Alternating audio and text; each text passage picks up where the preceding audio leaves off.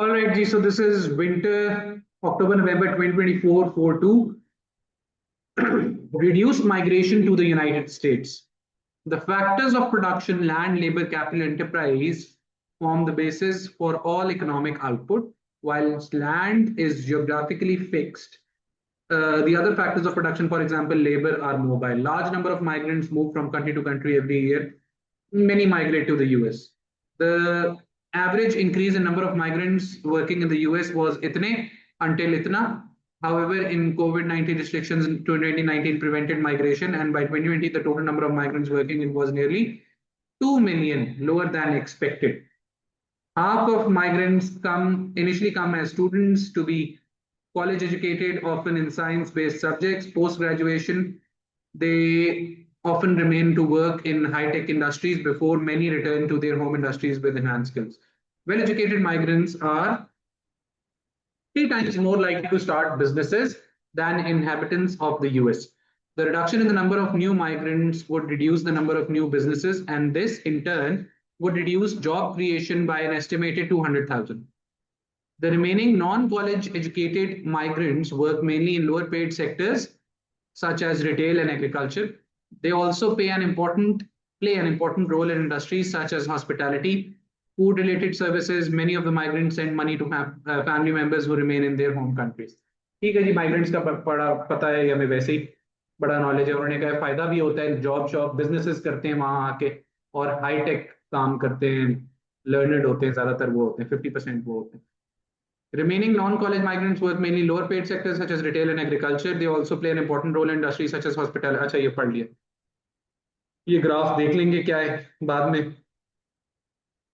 The reduction in migrants took place at the same time as more older US workers retired. Mexicans and Central Americans form the largest share of migrants at over 35% of the total. Average income in their home countries is between 10% to 20% of the US average. There is also a significant unemployment and underemployment in their home countries. In the US, migrants earn 12% less than the average wage for all workers. This varies by ethnic origin. Hispanic workers earn 16% less than average, while white workers earn 15% more than the average. Identify the relationship between the variables shown in 1.1 and suggest one possible reason for the relationship. हाँ जी, क्या relationship है? Migrant share by industry, job vacancies by industries. ठीक है, ये देखें, the relationship between job vacancies in various industries and the share of migrant workers in the workforce of these industries in the US. Food के अंदर graph को समझें, क्या चल रहा है। फूड के अंदर, फूड इंडस्ट्री में तकरीबन मोर देन 25% लोग कौन होते हैं? जो बाहर से आए हुए होते हैं, माइग्रेट करके। ठीक है, और जॉब वेकेंसीज इसमें सबसे ज्यादा है, तकरीबन क्लोज टू 15% जॉब वेकेंसीज होती है। बात समझ आई? एजुकेशन में सबसे कम तकरीबन जॉब वेकेंसीज होती हैं, और इसमें इनका शेयर भी सबसे कम है। कंस्ट्रक्शन में शेयर सबसे ज्यादा है इंडस्ट्रीज का, और क्या है, व्हाट पार्ट? देखें, डिफरेंट इंडस्ट्रीज दी हुई है, ये डिफरेंट इंडस्ट्री है, फूड इंडस्ट्री है, समझ रही है, ये कंस्ट्रक्शन इंडस्ट्री है। ये बता क्या रहा है ग्राफ कि कंस्ट्रक्शन इंडस्ट्री में कितनी नौकरियां खाली हैं, कितने परसेंट जॉब वेकेंसीज? तकरीबन 3% क्या है कंस्ट्रक्शन में, नौकरियां अभी भी खाली हैं। और इस इंडस्ट्री के अंदर क्या है, कितने परसेंट? अप्रोक्सीमेटली मोर देन 25%, कोई 27% के करीब, 27-28% के करीब क्या है, क्या चीज 3% कैसे? ये 5 है परसेंटेज है, ये 10 है, तो ये ऐसी अंदाजन कितना होगा? ये 5 है ना, ये समझ में। और तकरीबन 27% इसमें कौन लोग होते हैं इस इंडस्ट्री में? जो बाहर से आए हुए होते हैं। तो अनफिल्ड जॉब वैकेंसीज जिस अभी भी खाली है जगह, और इसमें माइग्रेंट वर्कर्स का क्या शेयर है।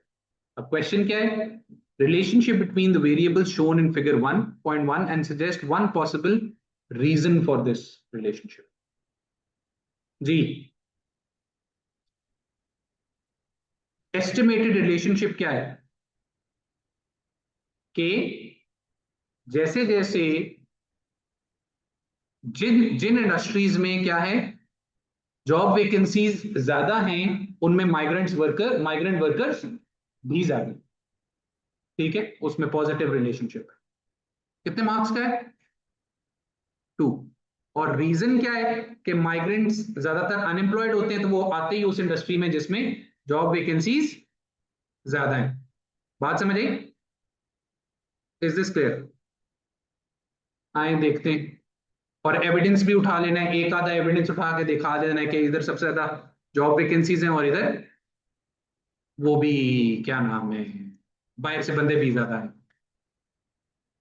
The rate of unfilled jobs increases, the foreign bond share of employment increases. They are directly proportional.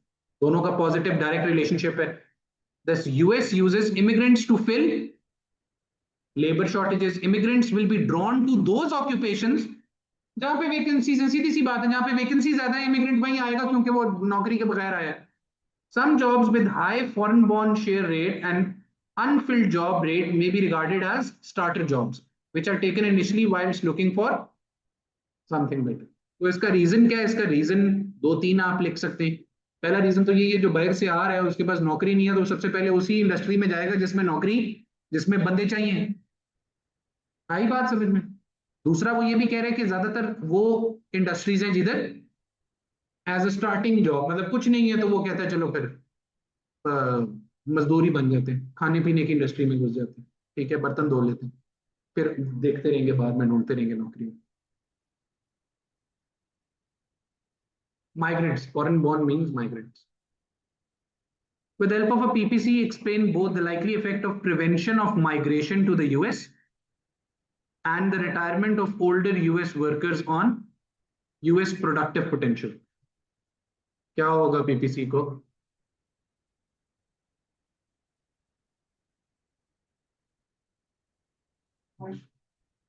Inward shift हो जाएगा। बाहर क्यों करेगा भाई? लोग नहीं आ रहे ना, चले नहीं गए, नए लोग आ नहीं रहे। ठीक है, और लोग रिटायर हो रहे हैं, लेबर फोर्स छोड़ के जा रहे हैं, वर्क फोर्स छोड़ के जा रहे हैं।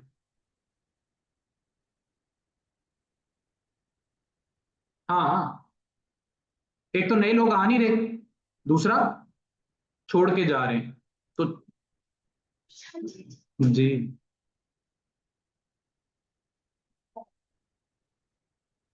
प्रिवेंशन ऑफ माइग्रेशन और से पढ़े। 2019 में कोविड की वजह से आना उन्होंने बंद कर दिया, रोक दिया लोगों का, तो प्रिवेंशन ऑफ माइग्रेशन। समझ रहे? अच्छा, रिटायरमेंट ऑफ ओल्डर तो इनवर्ट शिफ्ट करेगा ही करेगा। Prevention of migration to the US, नए लोग ज्यादा नहीं आ रहे, इससे इनवर्ट शिफ्ट करेगा। नए लोग ज्यादा नहीं आ रहे, लेबर फोर्स तो टोटली ना कम हो रही, नए लोग नहीं आ रहे, लेबर फोर्स कम तो नहीं ना हो रही, कम रेट से बढ़ रही है। रिटायर हो रहे हो ये, इसमें तो लेबर फोर्स कम हो रही है ना, ये तो हमें क्लियर है। इस पे जरा सोचना पड़ेगा, माइग्रेशन नहीं हो रही। चाहे पोटेंशियल क्वांटिटी इफेक्ट हो रही है, इस वजह से नहीं कर सकते कुछ। माइग्रेशन नहीं ना हो रही, नए लोग नहीं आ रहे, मर तो नहीं ना रहे, या रिटायर तो नहीं हो रहे। हम्म। समझ रही है? रिटायरमेंट की तो बात समझ आ गई, इनवर्ट शिफ्ट करेगा, ये बात समझ आ गई, क्योंकि लेबर फोर्स की क्वांटिटी कम हो रही है। Prevention yes. माइग्रेशन का मतलब है नए लोग आ रहे थे, जब नए माइग्रेशन होती है, नए लोग आते हैं, इनवर्ट माइग्रेशन होती है, तो क्या होता है? पीपीसी बाहर करते हैं। पहले 2000 लोग आ रहे थे, अब सिर्फ 400 लोग आए। सोच रहे हैं मेरी बात है? इनवर्ट माइग्रेशन कम हो रही है, लेकिन आ फिर भी रहे हैं। क्या करें भाई? एक इसका तो क्लियर है, रिटायरमेंट का तो क्लियर है, क्यों, दोनों अलग अलग है ना। इसकी का एक मिनट, प्रिवेंशन ऑफ माइग्रेशन। क्या कहते हैं, इनवर्ड आएगा या वहीं रहेगा?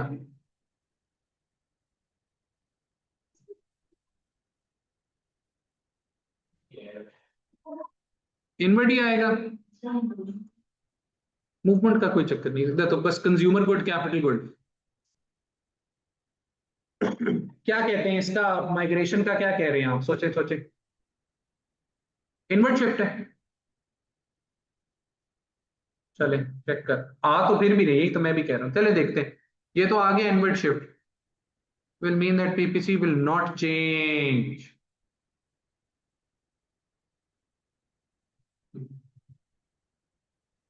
वो तो बन गया ना, अलग अलग दिखाना है ना दोनों का, एक नंबर कम आएगा। एक नंबर तो इनवर्ट शिफ्ट का आ गया, as easy as it could be, दो नंबर आ गए। फिर एक का लिख दिया कि इनवर्ट शिफ्ट क्यों कॉज करेगा, क्योंकि लेबर फोर्स कम हो जाएगी रिटायरमेंट से। Prevention of will mean that PPC will not change ना, बंदे तो नहीं ना कहीं गए, नए लोग कम आ रहे, समझ आई, नए लोग कम आ रहे हैं, या तो ज्यादा नहीं होगा या एटलीस्ट वहीं रहेगा, बंदे चले तो नहीं ना गए छोड़ के, समझ रहे हैं बात को। हाँ स्लोली बढ़ेगा अगर कम बंदे आ रहे हैं, लेकिन एटलीस्ट उसमें आपने ये लिखना जरूरी था, थोड़ा सा होश से करना है, समझ आइए मेरा point. Yes.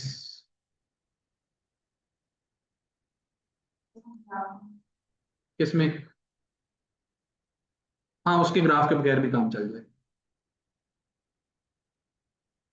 Using the information and labour market theory, analyze why wages received by migrant workers in high-tech industries are likely to be higher than the wages received by migrant workers in the hospitality industry। पहले तो अपना knowledge, अपना knowledge क्या है भाई बताएं, किसका सवाल है ये। Wage differentials, remember wage differentials, मुख्तलिफ लोग मुख्तलिफ तनख्वाहें क्यों कमा रहे हैं, हाईटेक इंडस्ट्री में ज्यादा क्यों है और हॉस्पिटैलिटी वाले क्यों है, बेशक हालांकि दोनों माइग्रेंट्स जी, क्यों। ये तो फजूल है ना यार, सारी बातें, कोई इकोनॉमिक्स की बात करें, चलें मान लिया क्वालिफिकेशन, स्किल्स, एक्सेट्रा एक्सेट्रा, अगली बात करें।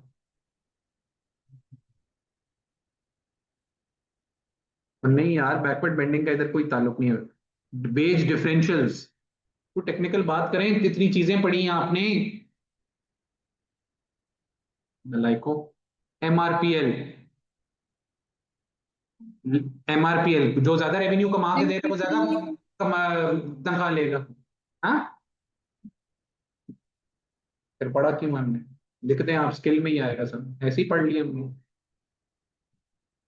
एमआरपीएल अलग से लिखें, स्किल इतना जरूरी नहीं है, समझ आई। फिर हो सकता है यहाँ पे मोनोप्सनी हो, मोनोप्सनी वर्सेस कंपेटिटिव मार्केट। नहीं नहीं ग्राफ नहीं, 6 नंबर का जज्बाती नहीं होना। और बताएं, पब्लिक प्राइवेट सेक्टर होता है लेकिन वो यहाँ पे नहीं आएगा, हाईटेक इंडस्ट्रीज वो नहीं है। Skills qualifications, MRPL, monopsony versus competitive market, और बताएं। मिनिमम वेज हाईटेक इंडस्ट्री पे वो वैसे अप्लाई नहीं होती।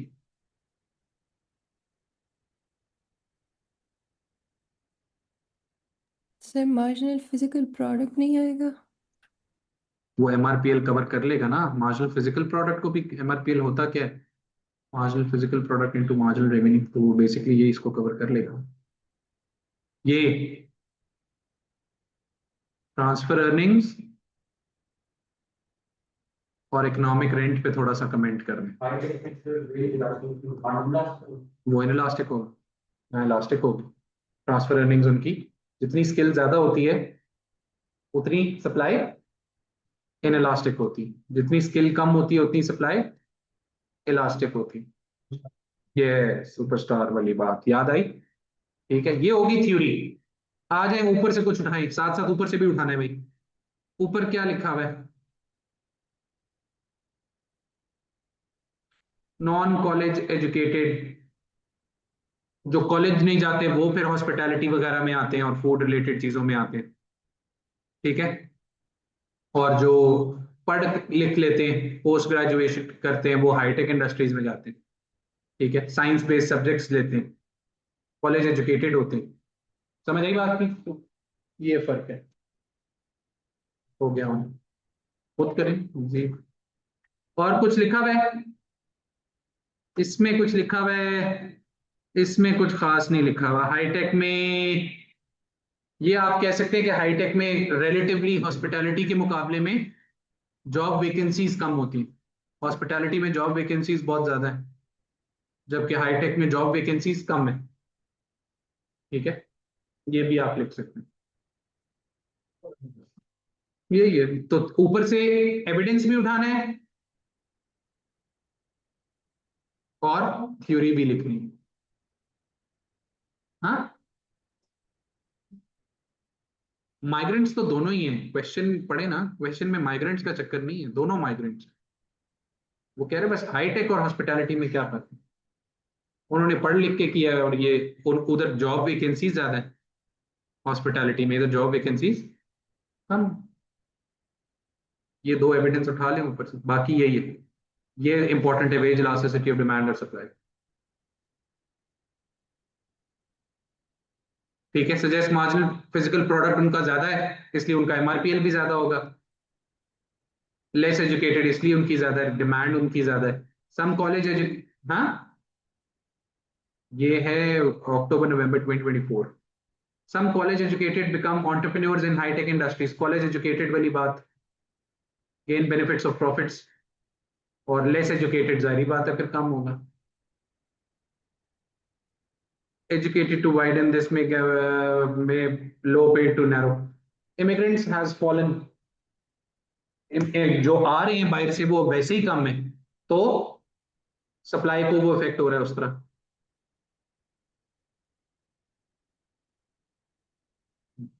ये वही चीज है ना, जॉब वैकेंसीज कम आ रही। बस आप सिंपल लिखें उसमें जॉब वैकेंसी ज्यादा हॉस्पिटैलिटी में, तो इसलिए वहां पे रिलेटिवली लो पेड वर्कर्स आ रहे हैं, ठीक है। अदर कैंडिडेट्स में analyse the problems of elasticity of supply, unskilled, wage elasticity of supply, low skilled, low elasticity of supply, skills वाली बात होगी।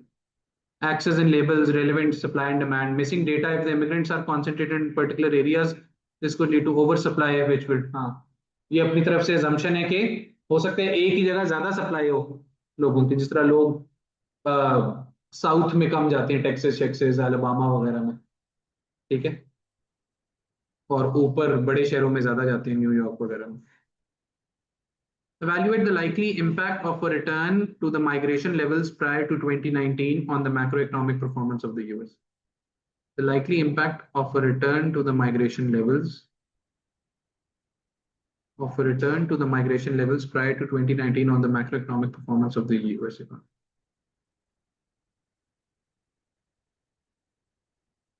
अच्छा, 2019 के बाद कम हो गए। वो कह रहा है अगर हम वापस माइग्रेशन पे आ जाएं, समझ आई बात की? The average increase in number of migrants working was 0.6 million a year. Covid restrictions की वजह से 2022 में 2 मिलियन लोअर देन एक्सपेक्टेड, ठीक है। तो हर साल इतने आ रहे थे पहले, और फिर 2019 के बाद ये आना कम हो गए। वो कहता है अगर हम वापस उसी पे चले जाएं, सवाल समझे, कि my return to the migration levels prior to 2019, in short अगर माइग्रेशन बढ़ जाए तो मैक्रो इकोनॉमिक परफॉर्मेंस पे क्या इंपैक्ट आएगा। तो बेसिकली सवाल समझे आप लोग, माइग्रेशन का impact on macro economic indicators, macro economic performance. How do you assess macro economic performance? GDP, GNI, क्या ख्याल है? मैक्रो इकोनॉमिक परफॉर्मेंस मुल्क की कैसे पता चलती है? इनकम से बेसिकली। इन्वेस्टमेंट से, इन्फ्लेशन से, अनएम्प्लॉयमेंट से।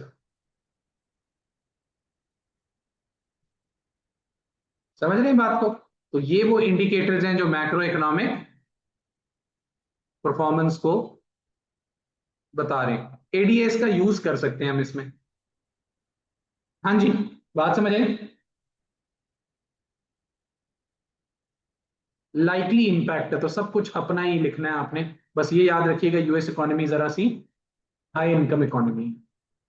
हाँ जी, माइग्रेशन ज्यादा होगी तो जीडीपी पे कैसे बंदे बढ़ रहे हैं तो कंजम्पशन भी बढ़ेगी, गवर्नमेंट एक्सपेंडिचर भी बढ़ेगा, तो एडी बढ़ेगा।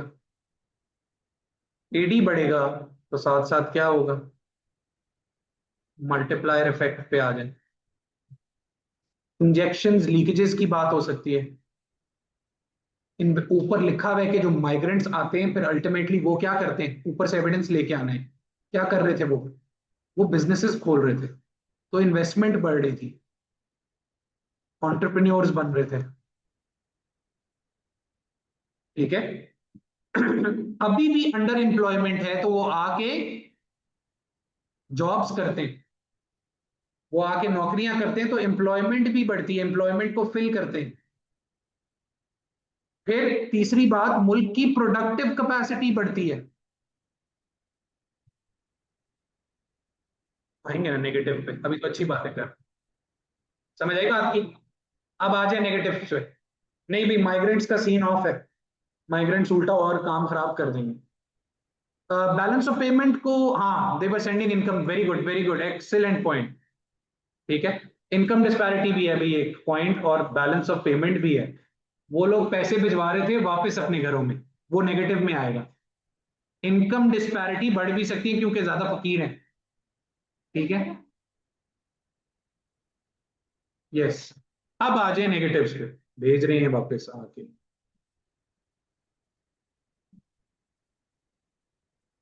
हाँ, burden debt ratio, dependency, dependent लेकिन वो इस तरह है नहीं ना, उनकी कौन सी फैमिलीज है। चले, फायदे बहुत ज्यादा नजर आ रहे हैं। फायदों में आप इंजेक्शन लीकेजेस की बात कर सकते हैं, मल्टीप्लायर की बात कर सकते हैं। ये एक फायदा है, ये एक फायदा है, ये एक फायदा है, एम्प्लॉयमेंट बढ़ेगी और प्रोडक्टिव कैपेसिटी। ये चार फायदे हो गए। सीन ऑफ क्या है, इन्फ्लेशन सीन ऑफ है, महंगाई होगी, सारी बात है, ज्यादा लोग आएंगे। एक और आप कर सकते हैं महंगाई के अंदर, हाउसिंग प्राइसेस के ऊपर इम्पैक्ट डाल सकते हैं। हाउसिंग प्राइसेस जिस तरह टोरंटो में हुआ है, कनाडा में हुआ है, डिमांड पुल भी होगी और कॉस्ट पुश भी होगी क्योंकि हाउसिंग प्राइसेस बढ़ गई जी। बैलेंस ऑफ पेमेंट, फाइनेंस, क्या नाम है, करंट अकाउंट आपका खराब हो जाएगा। क्यों? क्योंकि सेकेंडरी इनकम जा रही है, रेमिटेंसेस भेज रहे हैं। ठीक है, ये भी एक नेगेटिव हो गया। इनकम डिस्पैरिटी बढ़ भी सकती है क्योंकि अगर फकीर ज्यादा आ रहे हैं, जिनको जो, और लिखा हुआ है कि एवरेज इनकम इनकी कम है, ज्यादातर की एवरेज इनकम कम है, तो इनकम डिस्पैरिटी भी बढ़ रही है। ये तीन नेगेटिव लिख दें। ये कहाँ लिखा है, एक्सपोर्ट हो रही है, क्रिएट करना है, क्रिएट करना है, पॉइंट बनाना है। ठीक है, जानबूझ के पॉइंट खुद से क्रिएट करना है। बिल्कुल हो सकता है कि एक्सपोर्ट भी बढ़ जाए।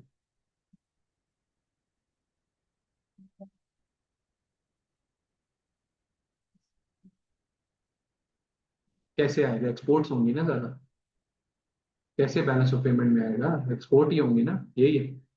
ठीक है, लेकिन ज्यादातर लिखा है, ज्यादातर स्टूडेंट्स है कोई इन्वेस्टमेंट लेके नहीं आ रहे, तो ज्यादा बेहतर क्या है, हम बैलेंस ऑफ पेमेंट को नेगेटिव में लेते हैं। ठीक है, कि वो पैसे बाहर भेज रहे हैं, वो तो ऊपर लिखा हुआ भी था।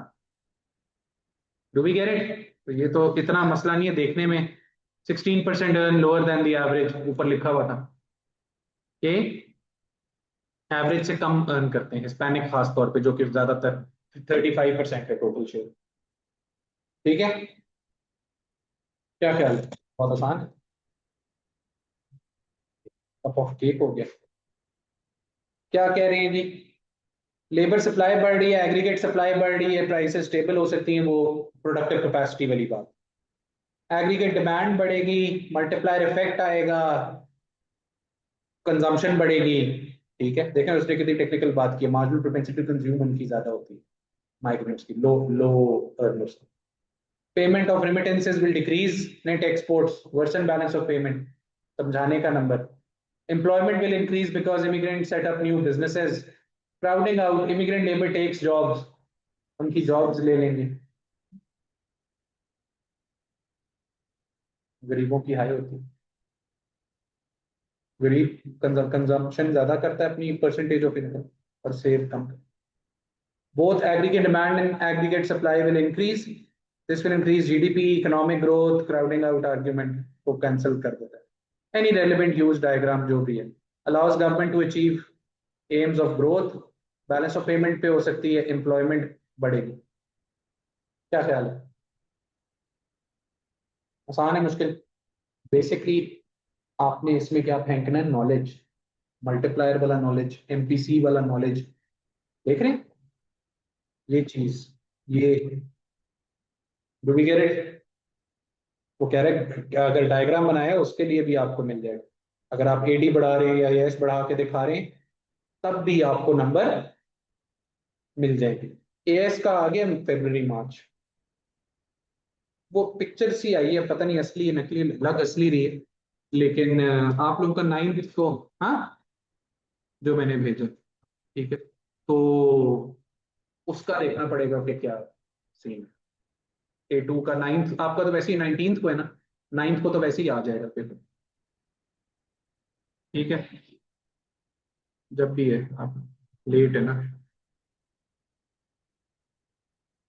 जी मोहम्मद अली, दोनों में से एडीएस भी बन सकते हैं, इंजेक्शन लीकेज भी बन सकते हैं।